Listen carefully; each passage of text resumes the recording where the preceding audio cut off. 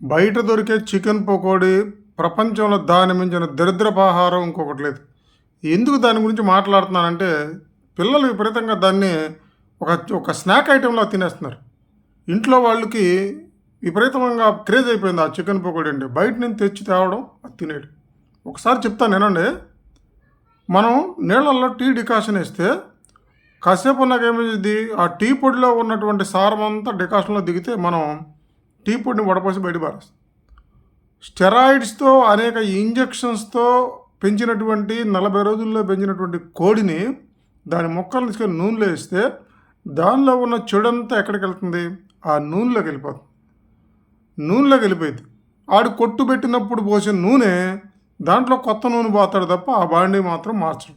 అంటే ఏం జరుగుతుంది, ఆ నూనె రీబాయిల్ అవుతుంది. వీడు రోజు వేసే చికెన్లో ఉన్నటువంటి చెత్త స్టెరాయిడ్స్ చెత్త అంతా ఆ నూనెలో డికాషన్లో దిగుతుంది. దాంట్లో కొత్త మాంసం వేసి వండుతున్నాడు. దీన్ని తింటే ఏమైంది, అసలు నూనె బాయిల్ అయితేనే విపరీతమైనటువంటి దాంట్లో కెమికల్ చేంజ్ వచ్చేసి అది టూ మచ్ ఆఫ్ ఫ్యాట్గా తయారైంది. అది పాయిజన్ అవుతుంది. నువ్వు పచ్చి నూనె రోజు తాగండి, మీకు ఏ జబ్బు రాదు. మీరు బాయిల్ నూనె రీబాయిల్ చేసినటువంటి ఆయిల్ని వాడండి, భయంకరమైన డిసీజులు వస్తాయి. నీ స్టమక్ కుళ్ళిపోద్ది.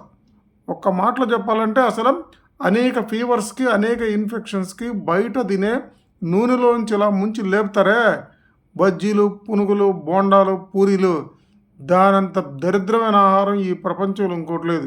ఇందులో సమోసా, జిలేబీని కూడా చేర్చుకోండి.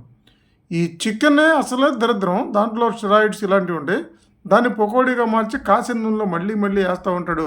ఇంత పెద్ద బాండి పెట్టి దాన్ని తెచ్చి పసిపిల్లలు పెడితే 2 రోజులకి 3 రోజులకి జలుబులు, జ్వరాలు, దగ్గులు ఎన్నో. అవన్నీ ఏం కాదులే, మీరు అట్టాగా చెప్తుంటారులే అని చెప్తూ ఉంటారు. చూడండి, చికెన్ పకోడీ వల్ల ఫీవర్స్ వస్తాయి, ఫుడ్ పాయిజన్ అవుతుంది, స్టమక్ పాయిజన్ అవుతుంది.